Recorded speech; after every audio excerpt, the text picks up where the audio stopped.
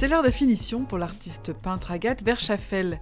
Il lui aura fallu une grosse semaine de travail pour investir totalement cette pièce d'un appartement abbvillois. Du sol au plafond, l'artiste a tapissé l'espace de photos de ses toiles. Ça m'a permis un peu de sortir de ma zone de confort, parce que moi d'habitude je suis plutôt une artiste peintre, on va dire entre guillemets classique, qui fait plutôt sur toile. Donc j'ai voulu vraiment qu'on se retrouve dans une boîte et qu'on sache plus vraiment le haut, le bas. La Calaisienne fait partie de la quarantaine d'artistes du projet appelé Transition. L'idée est de faire de cet immeuble vidé et voué à la destruction un musée éphémère du street art. Une vingtaine d'appartements sont ainsi investis par des graffeurs et des peintres qui y créent des œuvres uniques. On peut vraiment prendre son temps, en plus il y a un super accueil, il y a une ambiance, il y a vraiment des échanges.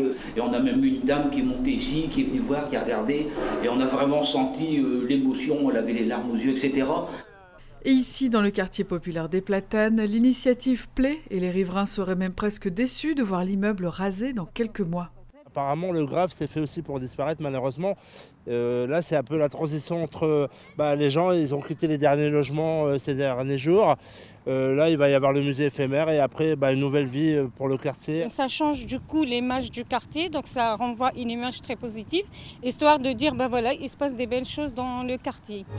Et rassemblés en un même lieu, en même temps et dans un tel espace, autant d'artistes renommés, c'est une nouvelle réussite et un nouveau pari gagnant pour Yann Collignon, l'instigateur du projet.